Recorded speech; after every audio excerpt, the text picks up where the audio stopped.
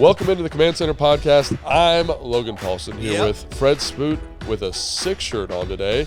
And Santana Moss, who's got the legends on today. This is kind of a quiet look. Yabba dabba do. Showing his age. Showing his age. All right. All right, this week we got the Philadelphia Eagles, boys. Yeah. Division game. Fried chicken. I love it. That's what I call them, the Philadelphia fried chickens. Why is that? Because, you know, they Philadelphia fans are oblivious. They are like the most hard up fans, and they too much. Sometimes they can be too much. They can be too much. They can be too much. I think Fred just made that up, though. No. They got the spot. I got the spot. Philadelphia. I've always called them fried chicken. I always call them fried chicken. Yeah, so I always used to love playing in Philadelphia, like just because it is like it's hostile. It's hostile. I just like the Philly cheesesteaks. I ain't gonna lie to you. I went non-tax on clothing. I went there for the cheesesteaks and the non-tax on the clothing. Right. Is there a spot you'd go to for your cheesesteak? Ishka-Bibbles. Yep. What? Ishka-Bibbles. It's on South Drive, right? South Street. Yep. I've never been there. Is it worth going? Yeah, most Everybody definitely. talk about Geno's and all these I other like spots. Gino, yeah. I like Ishka-Bibbles. Ishka-Bibbles. Ishka-Bibbles. I'll be there this Saturday. Like, you know. Yeah, you're gonna go by. Bring me back old cheesesteak. Like, Do they have a sandwich named after you, Tana? No, they don't even know I come in there. I come in that thing. They got all the other famous people from Philly and all over the world on there. Man, I'm coming to get my steak and go. You probably got a fast Freddie Mitchell. What's that? Oh, I bet you they do. I bet you they do over there. Either Todd Pinkston, the skinny cheesesteak. No, it's funny because a couple of times, especially when I was playing ball, a few times when I was a Jet, and probably 3 or 4 times when I was a Redskin, I was sitting in there eating at the bar, at the table, and fans, folks were coming in like, and I'm sitting there like, leave me alone. Let me eat. They were like, we're going to wait for him out of here. I don't care about all that stuff. I'm just trying to eat and go. You know what I mean? But trust me, they have one of the best. And you're going to be out there this weekend, right? You're doing what are you doing out there? Pre-game? Pre- and post-game. So we got pre- and post-game. Then we also have a little show that we're doing, I believe, Saturday night. So, ooh, all right. So, if you want to get more of Santana's opinions on this game. I want you to do me a favor, Tanner. What you want? I want you to go run them steps with that Rocky statue. Oh, dude, I knew this was going to come up. I want you to run them steps, and I just want you to either write a marker on him or something. I want you to do something. Listen. To who? Who are you talking about? Take a video and send it to you. Yeah, say, this for you, Fred. I just get so sick of that Rocky statue of a man that don't exist. He don't exist. But I actually like Rocky, though. I was a fan No, of Rocky. I like the movie. And I went to school with Sylvester Stallone. So why won't they put it? What? Yeah, University of Miami. He graduated with us. What? 2001. Yeah. Stop. Did you know? I'm quiet. Did you know him? Slide along. I didn't know him. Oh, okay. So He just I had graduated. a class with him that he didn't know. I knew it was him. But so I go up to take my test one day. Big old auditorium class. So many people in there. You don't know half of the people in there. And the guy always used to be sitting there, very front. Yeah. And he come disguised. You didn't know he was disguised until he put I a took the mustache test. on. So he goes to take his test up, and I'm like, why you don't have a name on this paper? And I look back, I say, well, that must be him. And the teacher looked at me like, and I just handed my paper in. But So he was coming back to do like secondary degree I don't or know what he was doing. I just know Probably graduate. he graduated with our class, 2001 class. So Because he's way older than he's like 70. Yeah, he's like 1,000 years old. Yeah. Was he jacked when you saw him? But Bro, you would never knew it was him. Oh, really? Like, he's small as hell. Like, he's short as all outdoors. Yeah. So that's Short what as let all me know, because outdoors. I'm a big Rocky fan. I'm a big, Rambo, all that. I used to watch all this stuff. I remember every birthday I would get one of the Rambo water guns. They had this big old tank on it and everything. So now I'm a big fan of him, but I'm one of those guys, I would never blow his cover. So I'm like, I told a couple of guys on the team, like, man, I think I finally saw Sylvester Stallone in my class. Yeah. But I didn't say anything. But see, like, man, I would have ran him down. And I was like, bro, trust me. that's his real name, though. His real name ain't Rocky. And Rocky is not a real person. Listen. Oh, man. Philadelphia is the only city in America. Why you hating on them people like that, man? They got a statue of let them have a statue, man. The dude is not real. In D.C. we got statues of George Washington and Ben Franklin, real men that did real things, not imaginary. This is like me having a Magnum PI statue in my front yard. Yeah. That don't work. A Steaming Willie Beeman statue in my no, it don't work. So just for the record, Yeah. they're the only city in America that has one? Yes. Okay, all right. Yeah. It's a Yoda statue. I found out in San Francisco, but he's an alien. All right, I did some. You said this to me earlier this week, so I did some fact checking. So for a segment later, we're going to talk some more about that. Yeah. But in the meantime, I got to ask you this question real quick: is Rocky the best sports movie of all time? No. What? What's better? Sports movie? Sports movie? No. What? What? I love Rocky, but not. Okay, what's the best sports movie of all time? Well, I'm a football guy, so I like the program. I like Program's Rudy. I like excellent. Rudy. You know, Rudy was The a good program, one. The program. Any Given Sunday. Any Given Sunday. But That's hey, so Blue over the Chip. top, though. Now I like Blue Chip With with Shaq. Shaq. Yeah, I like Blue Chip. was good too. I like Jesus Shuttlesworth with Ray Allen. He got game. He got game. Oh, he got game. I've never seen that. I've wanted to watch it for a couple years He now. got game is a great movie. What was the one with Ten Pin is my favorite. I think the Glove was in it, and Sean Kemp. They was in a movie on what it was called. I know what you're talking about. I can't get that movie. Oh, The Glove. Yeah.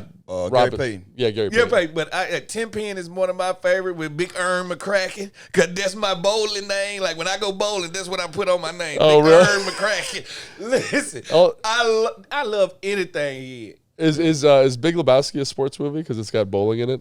Not really. Big It's Lebowski so is his funny, own. though. It got its own wheel of like I don't know what it is. Is it comedy? I don't know what it is. Hoosiers, Remember the Titans? Are those in there? Yeah. Remember Remember the Titans. I forgot Remember the about Titans is a great one too. You're football. You're really football Yeah, I'm centric. football. Because if you got to make Rocky one of the best movies, Creed got to be up there too. Then I've not seen the new ones. I like the Creeds because it's great for what you know for now. You know, for this generation. Yeah, most definitely. But it it's works. still on top Rocky. Rocky's it so doesn't good, took man. Rocky. I went back and watched it when I was young, and I was Yeah. like, man, this movie's kind of whatever. And then I watched it when I was like in college, maybe again. I was like, this is an awesome. It's flick. intense. Yeah, it's awesome. The Russian came and beat him to death. In No, he beat Creed to death. Oh, that's right. What I'm saying. Like But I he feel beat like Creed. Spoiler alert if Look, you guys haven't seen it. Hey, look, I mentioned this to you the other day. Watching that Colorado game against Oregon. No, it was Colorado against Colorado State. Yeah.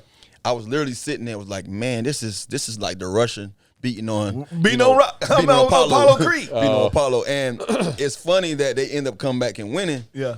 But man, like if you ever think about that movie, Apollo guys killed. He got man. slaughtered. Bro, like that it was devastating. As a kid, honestly, I swear to you. Oh, I cried when Apollo Look, died. when he died on that movie, I literally thought he was dead for real. So I saw Action Jackson, and I'm like, man, that's the dude on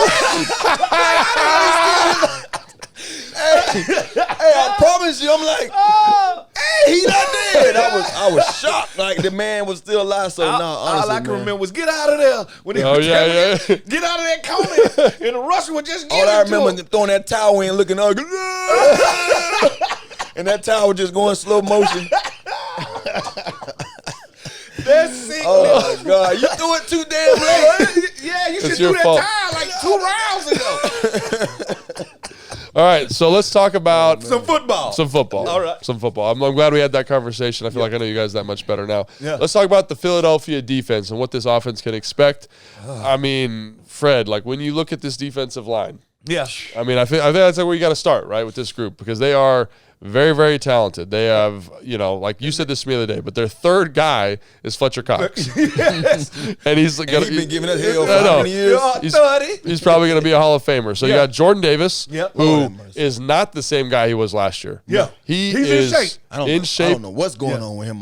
He's a new man. No. Jordan Davis realized they drafted Jalen Carter. Yeah. I had to deal with him In while I college. was in college. So that's what I say about this line, and I love this thing. We went about building our teams very similar, Philadelphia and Washington. Yeah.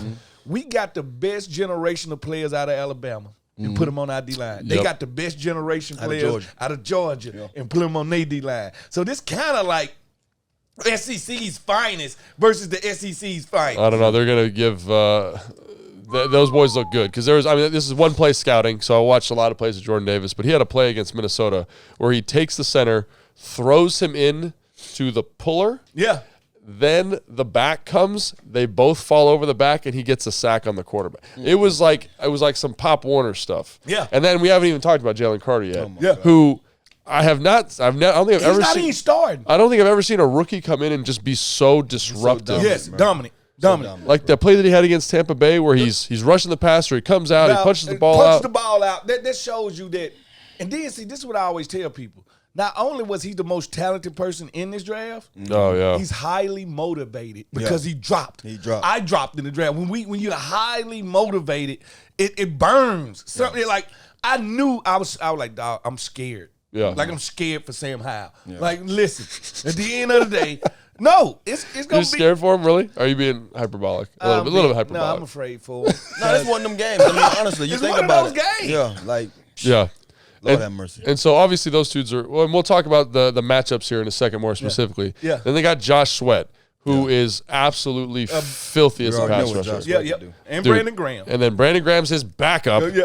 Then he has Hassan Reddick, who led the league in sacks last year. So Lord have mercy. that is a heck of a group. I will say they're not quite as polished as they was last year. Yeah, they're not defensive coordinator. They're not winning as quick as they were last year. It feels like they're doing a good job of like compressing pockets. Yeah. But they're not like, it's like when you watch TJ Watt or Joey Bosa or Miles Garrett where it's like whoop whoop and it's like they're in the backfield right now. You haven't seen a ton of that, but obviously they have the ability to get that done if they need to. So in terms of matchups, obviously Wiley's probably going to get Hassan Reddick, but Wiley did him in the Super Bowl. He did a good job in the Super Bowl, and Wiley's really athletic. Yeah. And he matches up with athletic rushers better than power rush. So if I was Philly, I'd be like, hey, Brandon Graham, you go over there. Yeah, and give him some work. Yeah. Got Cosme on Jalen Carter, and Cosme's done a good job against some pretty good pass rushers. Shannon, what do you think?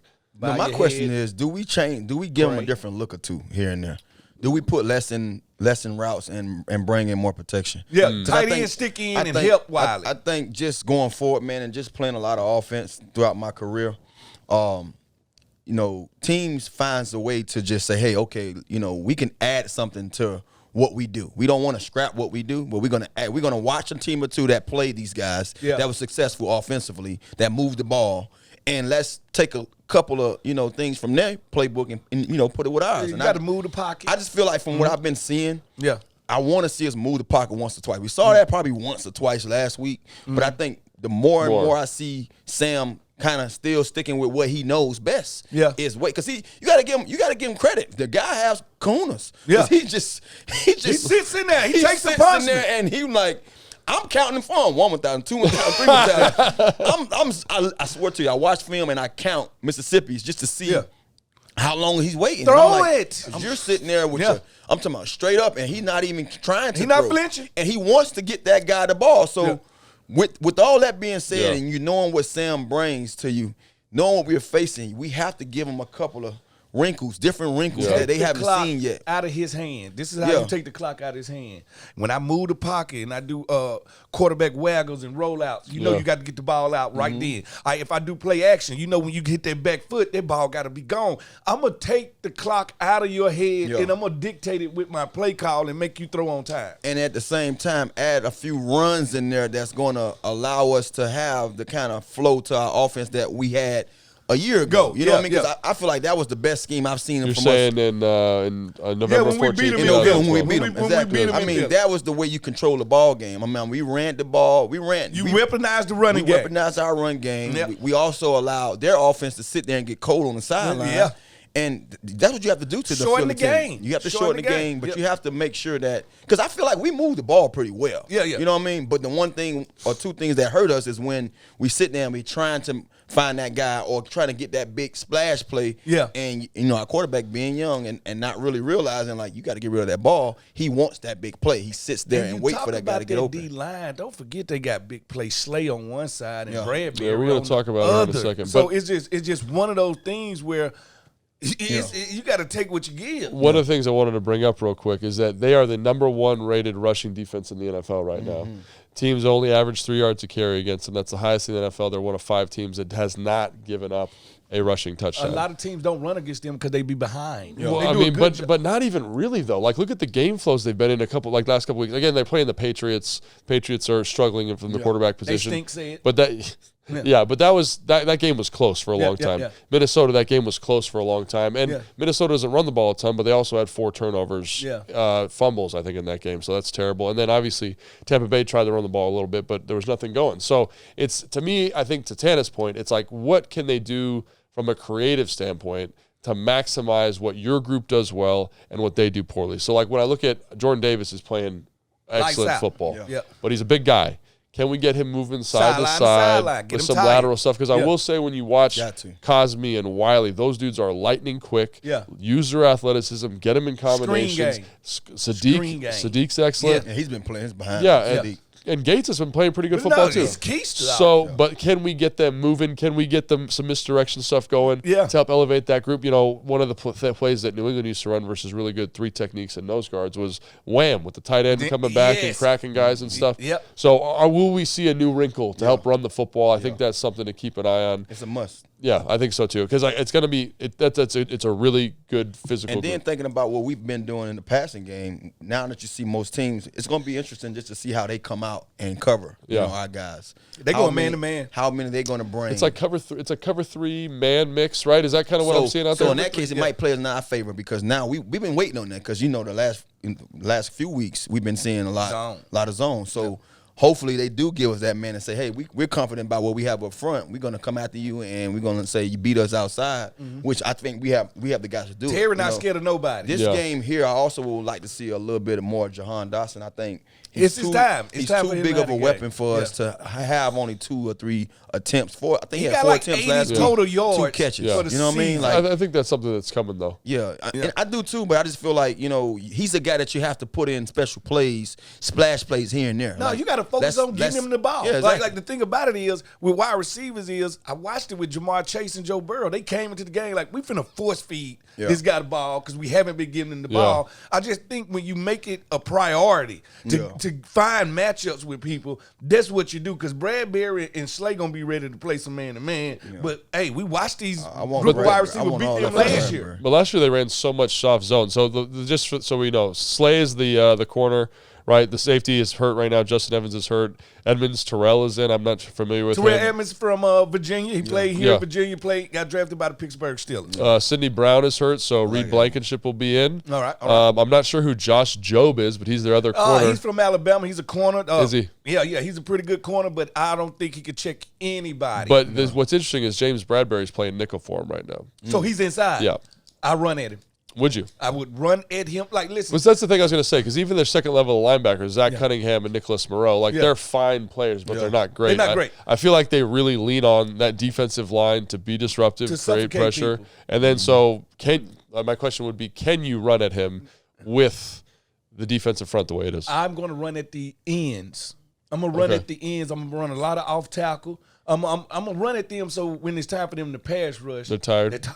Because it ain't no use for me running into this brick wall. So I do 2 things by running at the edges. I tire out the defensive end, but I also tire out the D tackles because they're running sideways. So now when I run my quarterback raggles and when I run these plays flow off of each other. So I want to marry them and make sure for the whole entire game, all they see is the back of what's in that House jersey because he's going sideways most of the time, not straight back. I don't know if you watched this, but in the Minnesota game, Minnesota was getting beat on, man. It was bad. The first quarter was rough for them. What'd they do? Came out, ran some keepers, right? Keepers, getting those guys moving off the spot, getting them in pursuit, getting to the perimeter, hitting little check downs, and they ended up kind of getting probably 4 or 5 chunk plays and got a score off of it. So then they tied the game up. So I think that's a great point, Fred, is they are big. They are fast, they are physical, but they do run a 4-man front. Yeah. And that means they're a little soft on the edges because they're not playing like real wide crash they're not playing wide. So like you can get to the perimeter with some of that quarterback stuff, and I think that would be a good opportunity for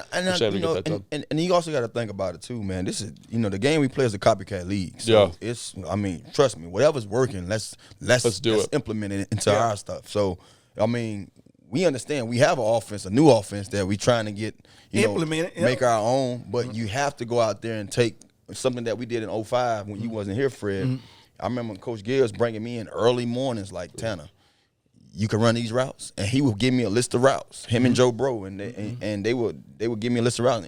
At the time, any receiver would say, yeah, but I really felt that I could run every route, and we implemented that into our offense, and it was successful. It was very successful. So I think right now going forward, we will see a lot of that, from our offense as well. I'm pretty sure EB is going to be, stern with what he knows and what he does, but you have to add some things, some different wrinkles here and there that has been, something that has been successful against, Absolutely. The funny thing about it, nobody outside of Washington is going to give us a chance to win this game, but in my heart, I feel we can beat them. The matchup feels better to me. It feels better to me than Buffalo almost because it was like Buffalo kind of foreign to us.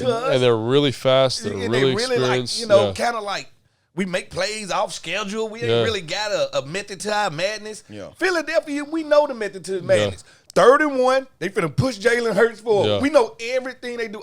When they try to go for a big play, it's gonna be the Devontae Smith. They're gonna do that at least 3 times. But luckily, we got somebody to run with the gingerbread man because we got our own guy. So at the end of the day, I'm saying we kind of know this team to a fault. Yeah, I think so too. And the other thing I wanted to bring up real quick is they are leading. They're second in the league behind Buffalo in terms of turnovers, right? Recovered by the defense. So obviously that's something you always talk about, just being smart with the ball. And it's not like they're getting a ton of picks, right? I think they have 6 fumbles they recovered, right?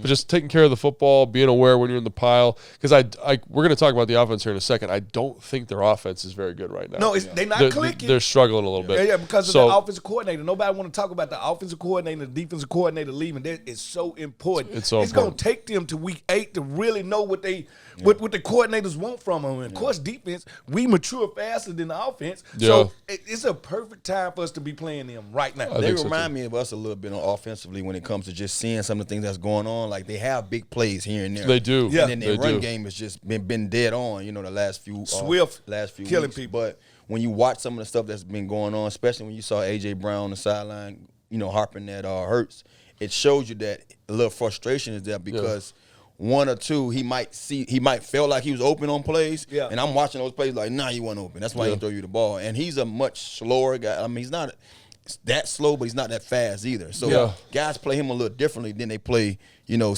Six, one of those guys. Smith, Six gonna blow the top off you. Your top. I don't know how far you back. He can run. He gonna run past with the wind. You know what I mean? So I watched him and I say, you can tell that there's a lot of stuff going on offensively that they haven't just trying to figure it out. And here go the thing about it is that Dallas Goedert hasn't been part of the offense so far. Yeah.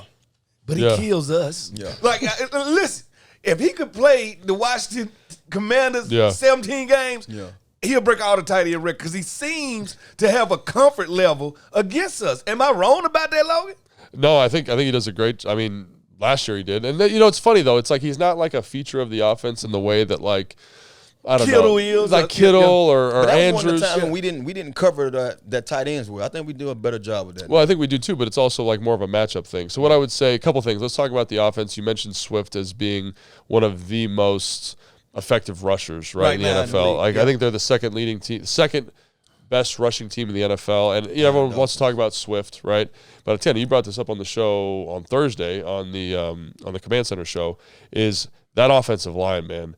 They are a bunch of dogs, man. They are huge. They are excellent. They are excellent. They are scary. They're scary, excellent. But our defensive line don't seem to be scared of them. They do play well against them. They play well against them, and you got to realize they returning 4 starters. They only got the right guard is the only guy that had to step up and replace the starter from last year. And he might be better than the right guard they had last year. I was going to say, Cam Jurgens is the guy you're talking about. He comes in. They brought him in to play center. He's doing a really good job. Yeah. He's an undersized guy, not a big guy. I forget his name. He's a Polynesian guy last year. He's in Detroit now. But excellent guard. But Cam's come in, done a nice job. A little squirrely. I think that's one of the reasons they're kind of leaning into the outside zone stuff you're talking about. Yeah. Kelsey, one of the best centers in football. Lane Johnson, one of the best tackles in football.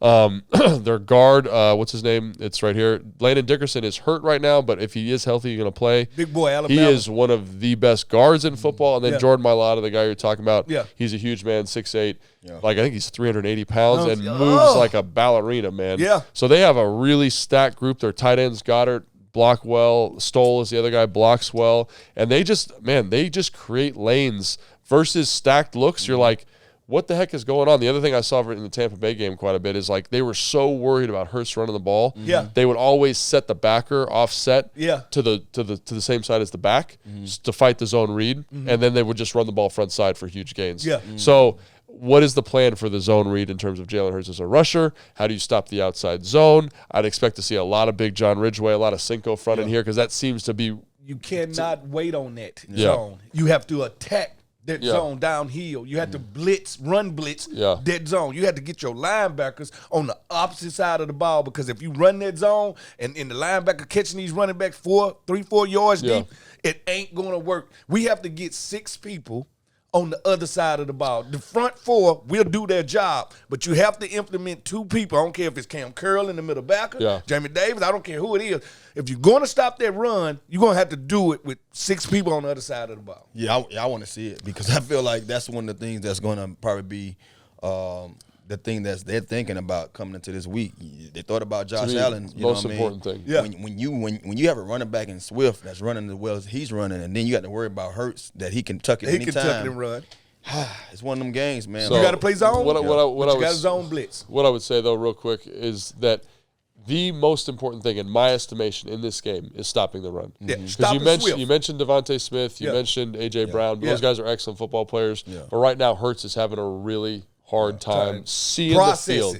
Seeing the field. So if you can stop the run and force Jalen Hurts to win, like I saw him throw one of the most egregious interceptions versus Minnesota that I've ever seen. It's like the linebacker's standing right there and he throws it right to him. He's just not seeing the field great right now. Well, he got 3 picks in 3 games. So, I mean, two last week or two week before, something like that. That's what happened when you get a new coordinator. And he's escaping clean pockets. He's doing stuff that he just wasn't doing last year. So I think that, to me, like force – Like last week we were talking about how invite the run, get the ball out of Josh Allen's hands. Yeah. This week to me it's stop the run, get it in Hurts' hands, and if you can do that, I think you're going to be all right. All right, let's get to our next segment. All right, advantages, Jason, or do you want to do the other one? What we got? Same thing. Okay.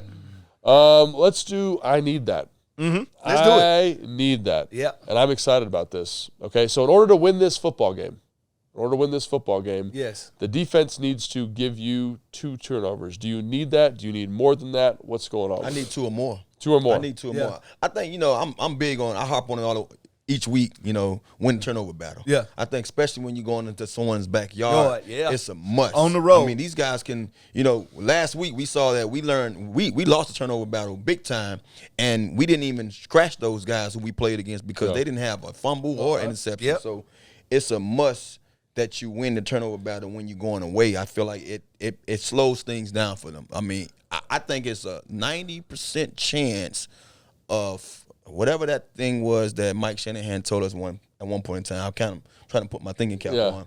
I think he said it was a 90% chance of you coming off with a win if you win the turnover battle. So let's look that up. Yeah, but, no, it's true. There's something I like want 2 turnovers. I think 2 enough, but I need them to be in the red zone. In the red zone. I need them to take points off the board. I need them to do 2 things. I need them to turn the ball over and give it to the offense, but I need it to be a 14-point swing. Far as Philly just drove the ball down the field and they ended up with 0. We took the ball away. I needed it to happen twice, and I want it to be in the red zone, not the open field. Yeah, obviously you want turnovers. Like that's just good football philosophy, right? Analytically, like Tana said, 90% chance of winning when you win the turnover battle, 100%. I think it's important this week because I think you're going to get opportunities. Yeah. I think Jalen Hurts will throw you the ball. I think they put the ball on the ground a couple times from running backs and the quarterback. So can you capitalize on those opportunities, punch the football out, and sometimes you create your own luck. But I do think in this game specifically, he is going to throw you the ball. Yeah, we talked a lot about the rushing attack for Philly. Yeah, Jamin Davis, I think is going to be a big part of that. Each week I feel like he's just getting better. Like last week, one of my favorite plays of the game against the Bills was it's a toss crack. The center tries to block him, stiff arm the center. Receiver comes. Debo that receiver, and then just absolutely spear the running back. He is playing much better football, and he's fast.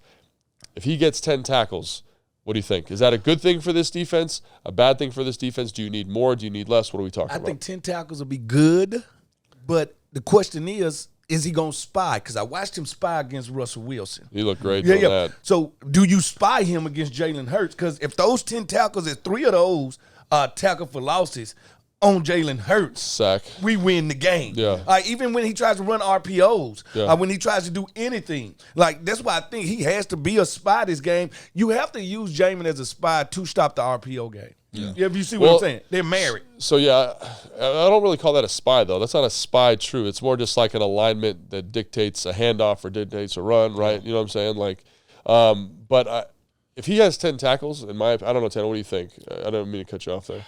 My thing is, I want him to fly around the field, make plays, period. You know what I mean? 10, whether it's going to be 10 tackles or just being disruptive as a whole, you know, you kind of you know, think about it. You say if he has 10 tackles, then that means they get into the second level. That's what I was about to say. You know, I don't too much care about all that. That's why I want him to be in the backfield. I want him to play on the other side of the ball more than I say I want 10 tackles from him. You know, I just want him to be one of those disruptors. And it'll be interesting to see how he handles the outside zone stuff, because I feel like he's been excellent versus gap scheme stuff. So like power, counter, those A-gap attacking runs. He's been downhill. He's been physical. I feel like the outside zone stuff with the back can kind of pick. Gets a little bit, I don't want to say dicey for him, but the whole defense, it gets a little bit weird. So I think he can use his speed to chase those down. I think that's to be his strong point from there, especially when he the back on the other side and he running sideline to sideline. I think it works in our favor, especially with Swift having to be patient with the zone. Like he has to let the lineman get to the second level before he make his decision. So I think Jamin Davis had a chance to make some plays right there. Yeah, I think so too. And again, he's been getting better and better each week, and he's a guy that I expect him to be productive. But to Tana's point, if he's making all these tackles 7 yards down the field, they gouging we're going to be in a hard time. So I think it's got to be a community effort. All right, Terry McLaurin. A lot of people have been talking about targets. I'm not going to even give you a number. What is the minimum number of targets you think he needs to win this football game? He has been the Achilles heel to my boy Big Play Slay, who is a Mississippi State Bulldog. Like, how do you think that is, by the way? Well, because we all have people that we just don't match up well against, like body wise, like me myself. I love checking Randy Moss, Plexico, Terrell Owens, and they tall guys. I can play basketball with them. You bring me a Santana Moss, some of these small guys, you lose sight of them. So I just think when it comes to Big Play Slay and Terry wins at the highest point. Well, that's where Slay get most of his picks from, like from high pointing balls. Well, he can't do that against Terry. So I would love to see that matchup back and forth. I would give Terry literally 8 to 12 chances to beat Slay. And I'm talking about one of the best DBs in the league. Like just go balls, or what are we talking about? Not go balls. I want to frustrate him with comebacks first. Like the most dangerous route for a guy that can get deep is a comeback. Because you're talking about 15 to 17 yards every time you catch it, going out of bounds, not getting hit, not getting beat up. You do that once or twice. Now I'm going to stick to you tighter. Then you beat me over top. See, one of the things that Terry has going for himself that a lot of people don't give him credit for, he's more like a Steve Smith to me when it comes to running routes. You know, Steve Smith was fast and he was violent. He was angry. He was a guy that when he ran routes, you know, when he got off of press coverage, he might bring the jam to you before you brought it to him. Terry is a guy that you don't want to see him at the line of scrimmage. He's not going to do anything to you when it comes to just saying, "Oh, you saw that route he ran." But when he get up on you, he's gonna gain leverage on you quickly.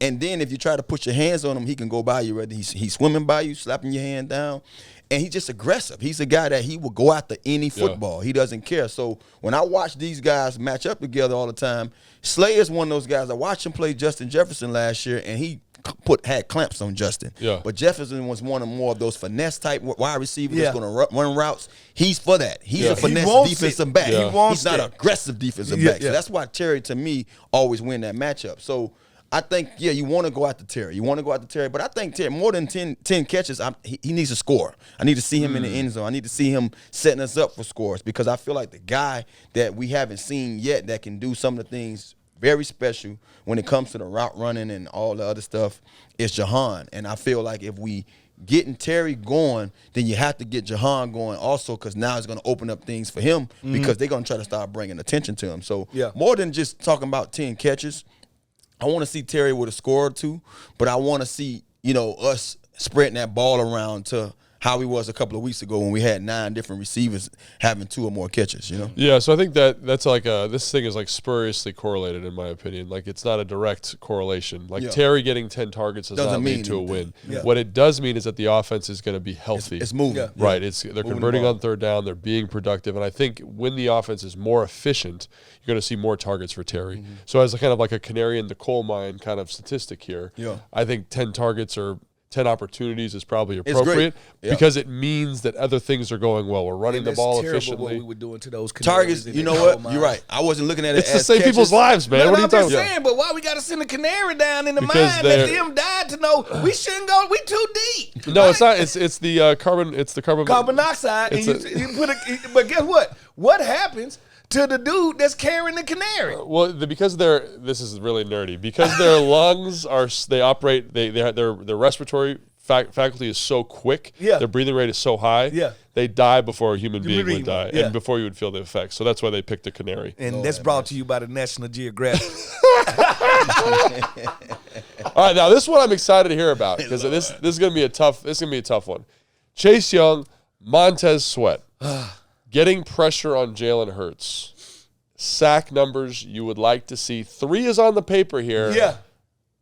I don't know if I agree. What do you think? If they got one apiece, I'm happy. That Okay. means it's a good night for our defensive front. Yeah. I mean, trust me, like just seeing what these guys who can run with the football has done to us, it's a plus to just get a sack, period. You know? And I think Hurts is more of a threat than Josh Allen. And the way Josh Allen played at our home, but I also think the conditions had a big effect. You know what I mean? Yeah. Like we talked about the conditions going to be something for the opposing team. We actually had more problems with the conditions than they do did, play in Buffalo. So, Yeah, exactly. So their conditions up there is always, like crap also. But I think, being that we're going to be in Philly, it'll be great to see those guys just at least a sack, because now I know we're doing some great things up front. All those guys are eating, they're chopping at the bits, and they're playing some good football. I'm going to switch it all the way up. I think it need to be Payne and Allen with those 3, because that inside rush telling me one thing. If Payne and Allen are getting out to the passer, that means we're stopping your zone run. We also getting to the passer in the shortest route to the pass is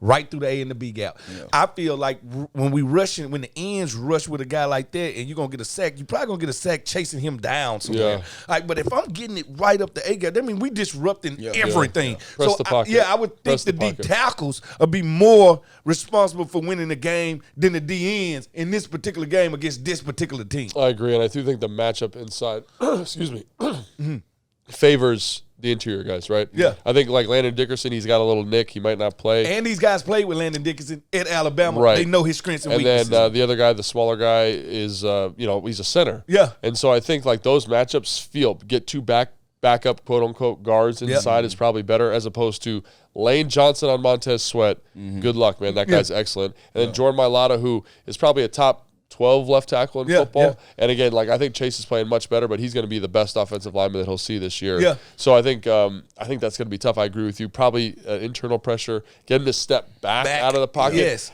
I will say though, Jalen Hurts holds the ever-loving heck out of the football. Yeah. It looks like it's very similar. I watched that last Monday night. Yeah, he was in that thing trying to get. But that's what happened when you got an offensive line like that, and you just used to having time. Yeah. But guess what? He ain't used to having that time against this D line. Well, we're gonna need some stunts here and there too. I feel like some stunts would be great because when you talk about Lane Johnson, you talk about the other kid on the left side. Yeah, but I do want to see our guys win against top tier, tackles. Guys, you know what I mean? Because if you're a top tier end, then you need to be winning against top tier tackles. That's actually a really interesting statistic. When you look at everybody except for Myles Garrett, right? Their statistical production versus top 5 left tackles in the NFL basically normalizes. It's when they go against Nick Bosa. Even Nick Bosa. Even Nick. So in the playoff game, remember last year, Lane Johnson has a torn adductor. Yeah, I remember that. He can't even move his leg in and out. Yeah. And he locked down Nick Bosa. Wow. Yeah. Because that's the difference between an elite tackle and a backup. So it's so if for all you fans at home, if they don't get sacks against Lane Johnson, remember there's 4 other guys they can rush against. So let's make sure we rush against those guys. Yeah. All right, I think that'll be really that to me is one of the most interesting matchups in this game. I think so. All right, Brian Robinson. How many yards rushing? Well, let's do attempts. How many attempts? That's the most important stat you done brought up. We need 25 plus attempts. 25 attempts, bro. We haven't even got 5 going into halftime. I'm with Tanner. We need 25 a month. If he's getting if we in the 20s and B-Rock rushing the football. We got the ball. We're sustaining drives. We're moving, So, I was going to come after you. I was going to come after you, bro.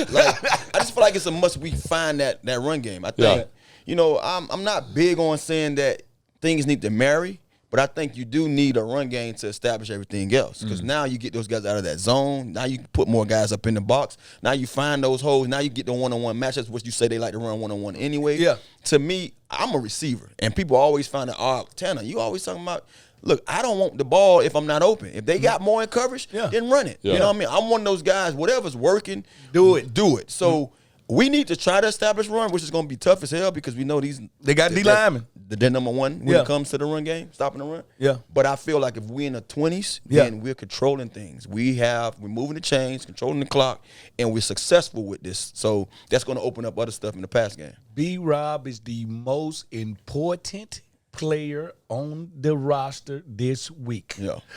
Weaponizing that running game and making it defensive does so much. I hate when people say that. And this is what I like.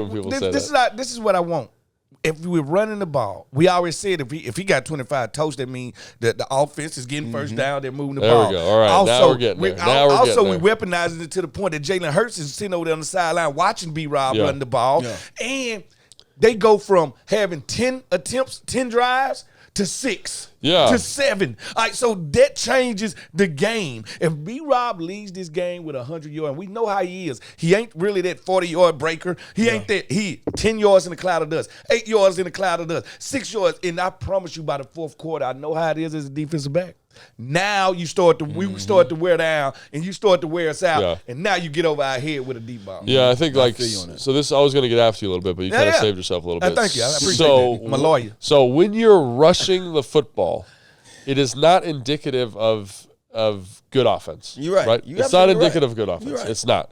It's when you possess the football, which Fred said there, right? So it's one of the things when you look at last year's game in 2022, the second game where they won with Taylor Heineke, right, is they were able to convert on first downs. It was 3rd and 6, 3rd and 8, 3rd and 10, and it was all Terry. Terry did a great job of finding matchups against Slay and winning those one-on-ones, and you're able to stay on the field and then accrue more offensive plays, and then accrue more rushes, right? So I think even though we want B-Rob to get a lot of touches, I think you need to make sure you're running into advantageous looks. So like, if they're going to stack the box with +1, I don't need that.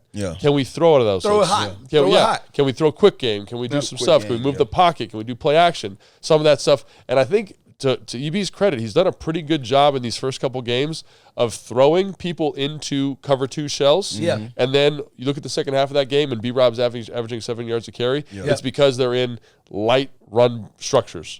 So I think that's kind of what you want to look at here. And can you work them out of it? And to your point, Fred, I think this is also a great point. In this game, I think you can be a little bit more conservative offensively in terms of more rushing attempts. Because I have a lot of faith, at least today I do, a lot of faith that the defense is going to hold down Jalen Hurts. And it's going to be a tight scoring affair. So, ever heard the saying punt to win? Has everyone ever said that to you? I heard. Like, I think that could be a philosophy in this game.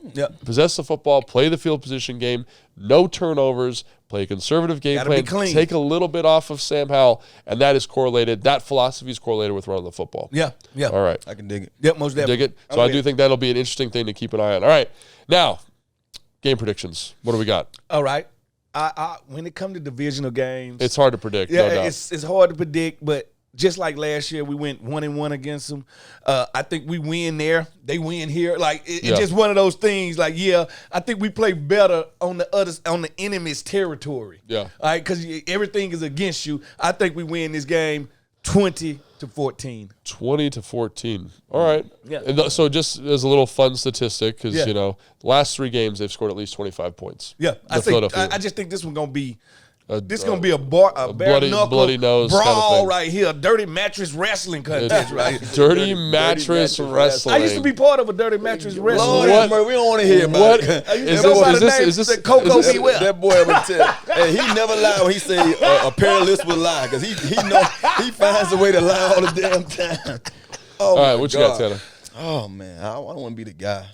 You think Philly's going to win? Well, he was the guy last week that said the Bills was going to win. And they did win. I think Philly. You owe me lunch. So. I want to see a hard-fought game, but I think Philly probably edges out of it, beat us by 3. What's the score? So 20-17.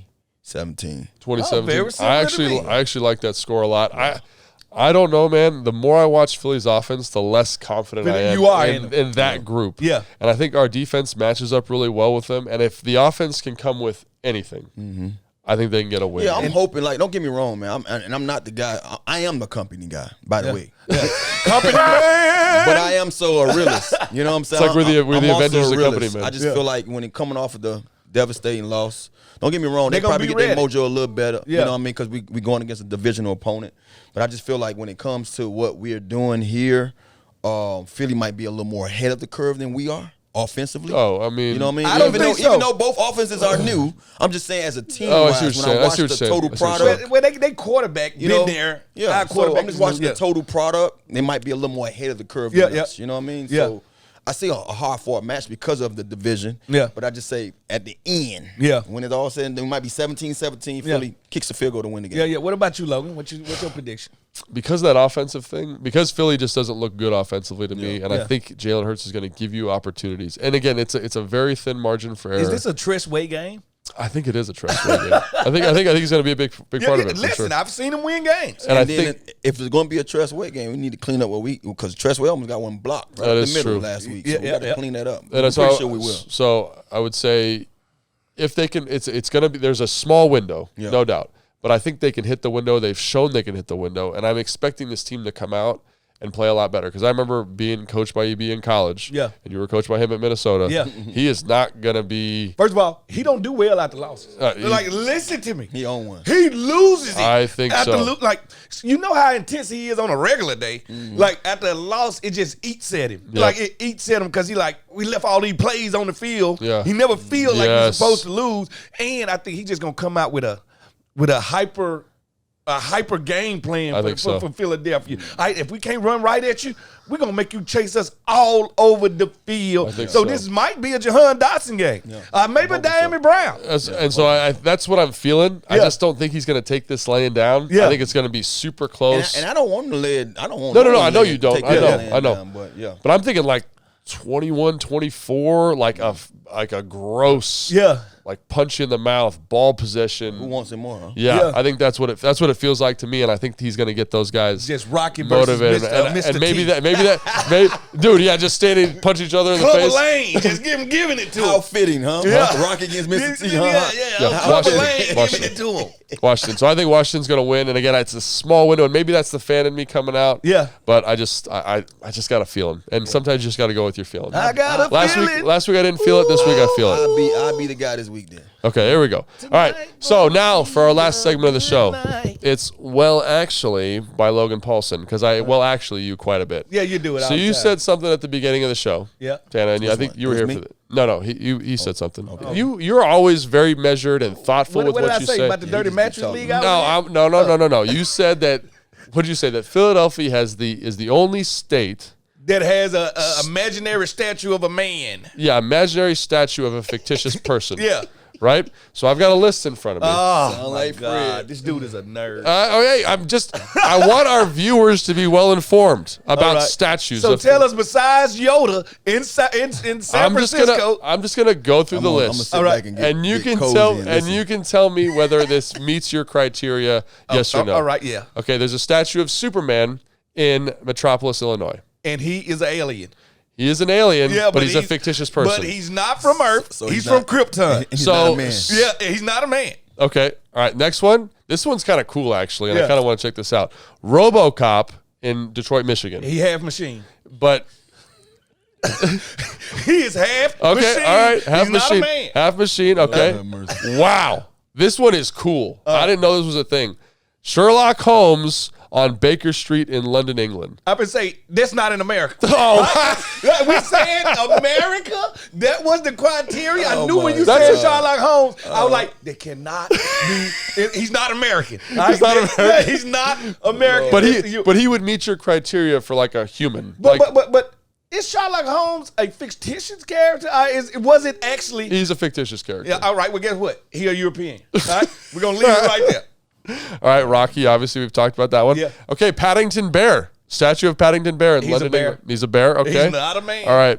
Okay, this one, I don't even know who this guy is. Let's skip that one. All right, we got Lego statue of Nick Wilde, who is a fox from that show. God, I can't even remember. Yeah, he's a fox. Okay, not it. Cartoon characters. Right. Don't count. Dick Tracy. Where's he at? In L.A.? No, he's in Illinois. Dick Tracy. Dick Tracy's not but nobody runs up to the Dick Tracy statue and jogs around and does that. What are you talking about? The other one that I think is really interesting is Captain Kirk.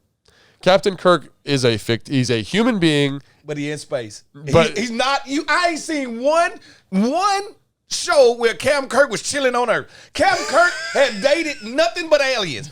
He dated like 20 different species. So what I'm saying is Cam Kirk is not American. But his statue is in America. It's in South Dakota, right? So that's gonna, I don't know. North Dakota. Yeah, wherever he's from in the movie. Iowa, thank you. So that does it for Well Actually. And so if you like stuff like this, make sure you leave a comment about stuff that you like and stuff that you don't like, because we like to listen to what you have to say. Yep. And we like to build the show around it. Yeah. And I'm taking people from my league, Dirty Mattress Wrestling, backyard. Oh my God. Could come to a backyard near you. So I don't know if we can talk about this. The producer is having a hard time with Dirty Mattress Wrestling. This dude here, man. All right. Appreciate you guys. Please be sure to make sure you like and subscribe. Leave comments. We read the comments. Make sure you check that out. And make sure you check out the game. Oh, please. Can't wait.